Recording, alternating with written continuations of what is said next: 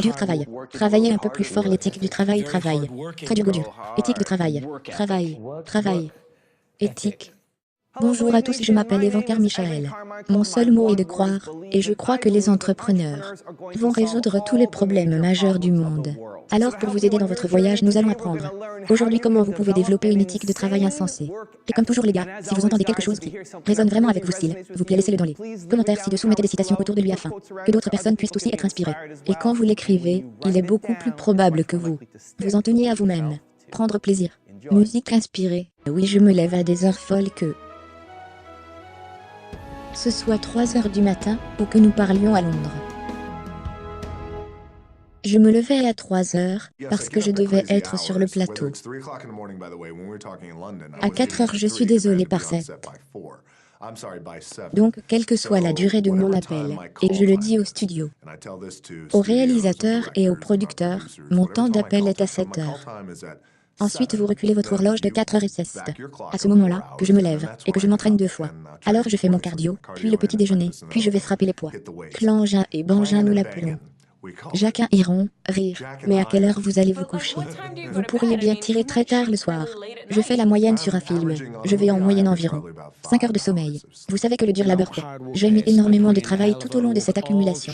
Dans le combat, je mets plus de contenu que tout le monde, plus de contenu que Fox, plus de contenu que SPN, plus de contenu que BT Sport+, de contenu que tout le monde sur le net, sur mes propres chaînes. Vous savez ce que je veux dire. Je suis un bourreau de travail. Sous tous les angles, pas seulement dans le gymnase. Je construis moi-même cet empire médiatique, et nous avons pompé le contenu. Je suis très fier de la façon dont ça s'est passé. Nous avons toujours sorti des films quotidiens. Vous savez comme il y a un mois tous les jours. Tu sais ce que je veux dire, personne ne le fait. Donc j'en suis très fier. Et le travail paie. Et les travaux durs payent. Je mets le travail et sieste. Pourquoi je suis assis au sommet? Je mets tout ça en ligne. Je me présente, je joue et j'obtiens les résultats de ça. Je savais que j'étais branché pour être excité par les affaires. Comment ou pourquoi, je ne sais pas.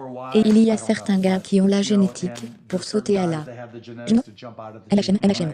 Il y a certains gars qui, quand ils jouent au golf, ont la mémoire musculaire et la discipline. Dirk Nowitzki n'est peut-être pas le joueur le plus talentueux de la NBA, mais sa discipline et son intérêt pour faire ce qu'il faut pour réussir. Il est prêt à le faire, le combiner avec 7 pieds de haut et être talentueux. Il s'agit donc de comprendre ce que sont vos compétences, de trouver le bon endroit pour utiliser ces compétences. Et puis allez-y. Est-ce que cela vous fera de 150 000? Cela dépend si vous choisissez la bonne industrie. Peu importe l'industrie que vous choisissez, si vous travaillez tout le monde, si vous essayez d'être un peu plus intelligent que tout le monde, si vous essayez d'être un meilleur vendeur que tout le monde, vous avez toutes les chances, parce que vous ne le faites pas et que quelqu'un d'autre le fait. Vous savez que j'ai ce dicton, travaillez comme si quelqu'un essayait de tout vous enlever. MHM. Travaillez comme si quelqu'un passait 24 heures à essayer de tout vous enlever. Et c'est comme ça que je le vois. Je me souviens d'avoir demandé à mon père, je voulais de nouvelles chaussures de basket parce que j'étais junkie de basketball à l'époque. Il dit, eh bien vos chaussures fonctionnent si vous voulez. Une nouvelle paire de chaussures de tennis, vous devez aller là, trouver un emploi. Et je suis comme papa, j'ai 12 ans. Et il se trouve qu'il jouait au poker avec ses potes et un de ses copains disait, eh bien j'ai un boulot pour vous, j'ai les sacs à ordures que nous distribuons, vous pouvez les vendre. De porte à porte. Je vais bien. Et c'était quand je les ai vendus que j'ai réalisé que j'aimais vendre et que je pouvais vendre. Et que j'ai reconnu que la vente consistait à fournir un service et à créer de la valeur pour des gens que je savais que je ferais. Littéralement à l'époque, je savais que je pourrais toujours réussir. J'avais 16 ans, je crois, quand j'ai créé une société de timbres et que j'ai commencé à faire des expositions de timbres et des foires commerciales, travailler un peu plus dur que les autres et passer d'un timbre à l'autre. Je me souviens d'une fois, j'ai commencé avec un quart et j'ai acheté un timbre et je suis parti avec 50 $. Pensez, et si je pouvais faire cela, je pourrais faire n'importe quoi. Et ce n'était pas comme si tout fonctionnait, j'ai beaucoup échoué. Mais je n'ai jamais eu l'impression que je ne serais pas capable de travailler assez fort pour réussir. Je dis que la seule chose que mon père m'avait donnée qui était vraiment la clé était cette éthique de travail, cette capacité à me lever le matin peu importe comment j'étais fatigué, pour me pousser à travers ces barrières de la douleur.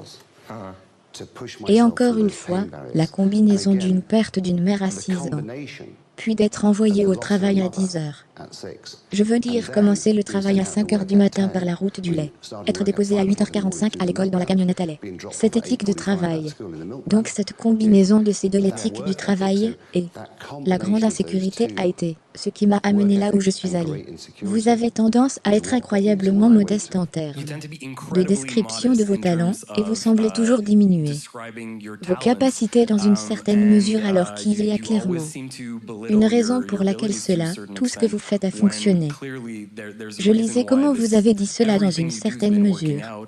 Cela vient de vos racines baroques. Oui, il n'y a pas d'autre choix. En ces jours, il n'y a aucune idée de cela fait de l'argent. Il n'y a aucune idée de ceci est mon avenir. C'était comme une semaine à la fois, nous avons eu 5 spectacles.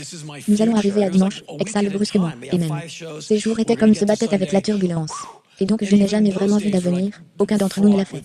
Et certains d'entre nous, vous le savez, ne l'ont pas fait. Certains d'entre eux sont morts et certains d'entre eux sont justes. Sorte de trine à recréer leur passé.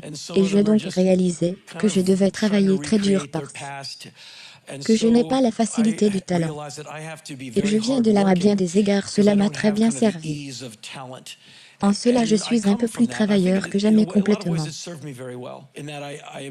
Sans confiance. Je n'en ai pas, je n'en veux pas.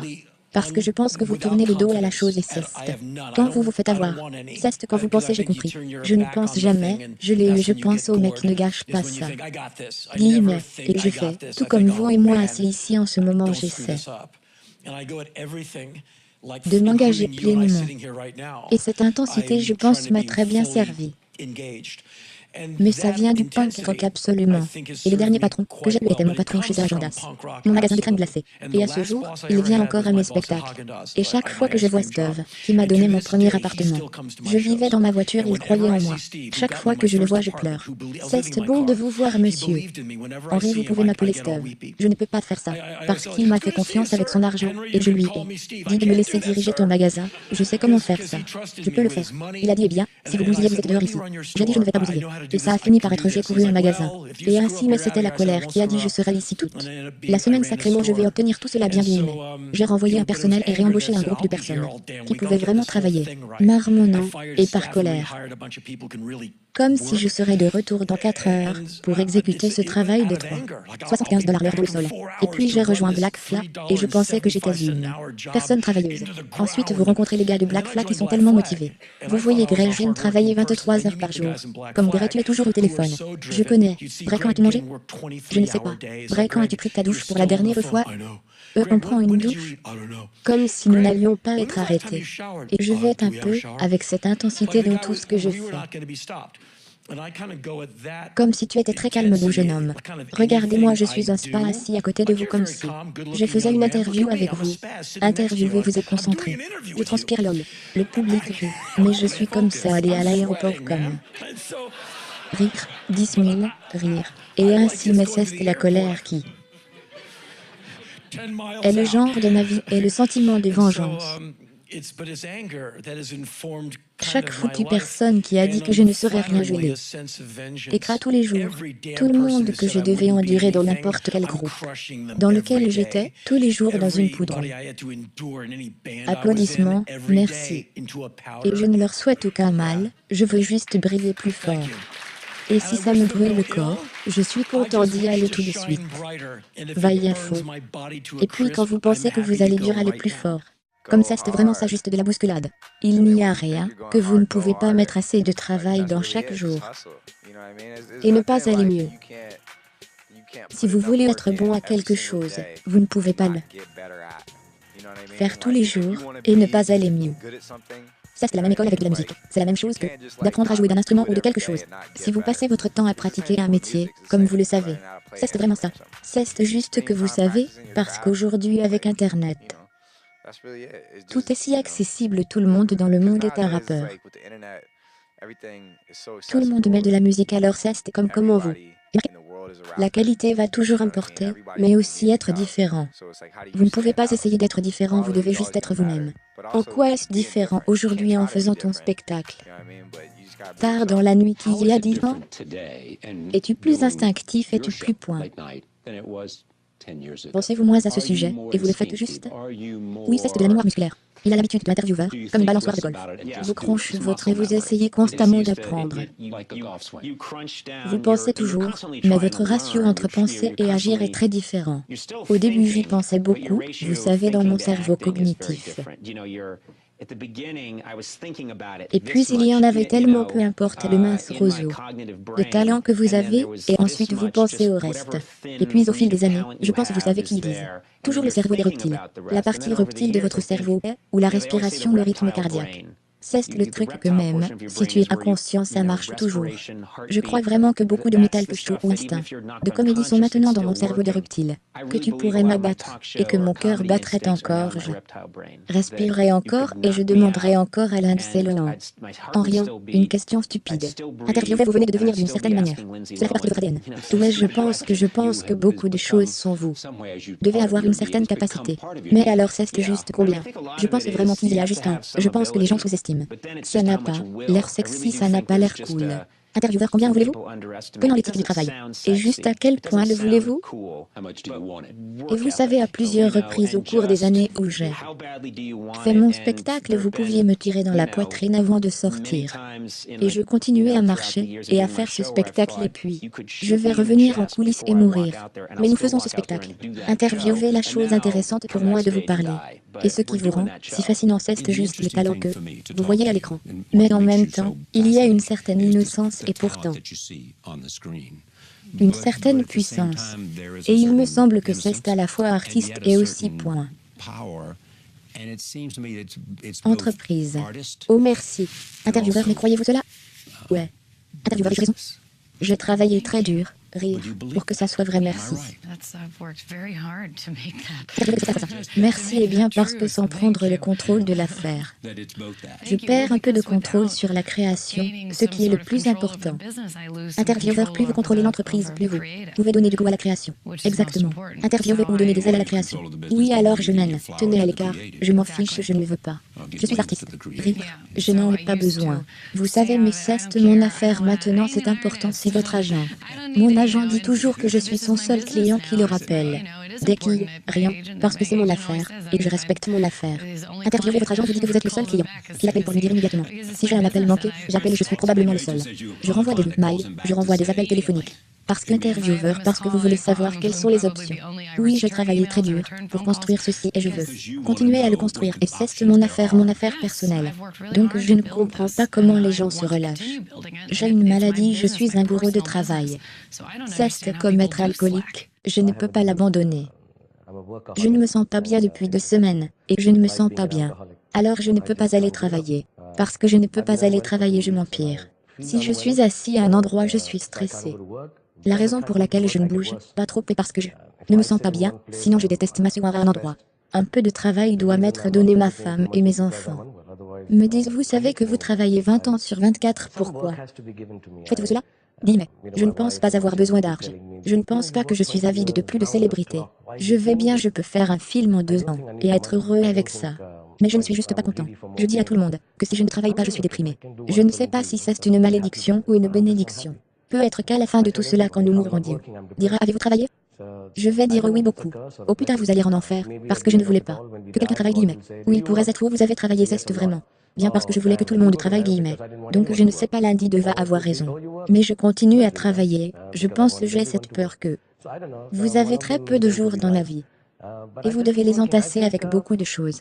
Vous devez le remplir de tant de choses que vous n'avez pas d'espace pour la vie. Ça devrait être comme ça. Quand je ne travaille pas, je me sens seul, je suis déprimé, je deviens triste.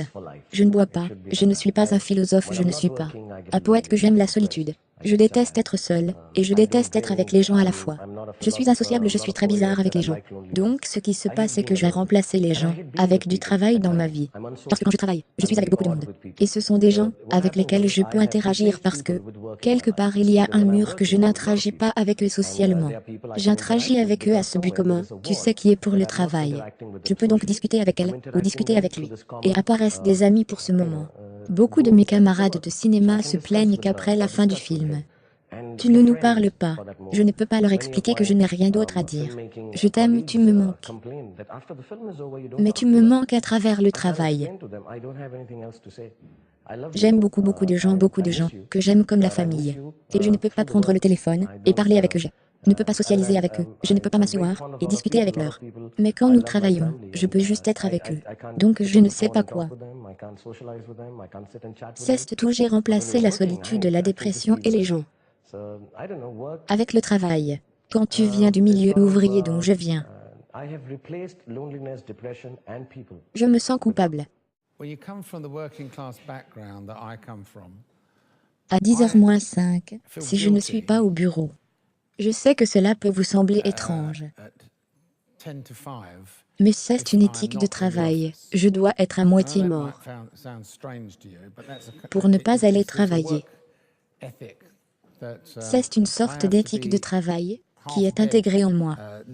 Mais néanmoins, ayant dit tout cela, les week-ends, c'était fini. C'est fini comme une lumière. Vendredi soir, lorsque vous êtes revenu du bureau du travail ou de l'usine, peu importe ce qui me trottait dans la tête, c'était éteint. Comme un interrupteur d'éclairage. Et tout, ne le laissez pas interférer. Très rarement il interfère avec le week-end. Et puis lundi matin, bang de nouveau dessus, comme si vous allumez l'interrupteur à nouveau.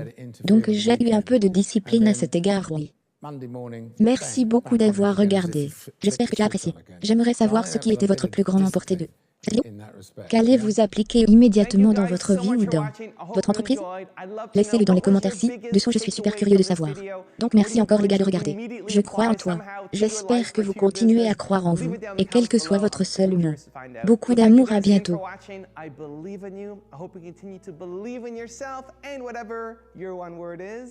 Much love. I'll see you soon.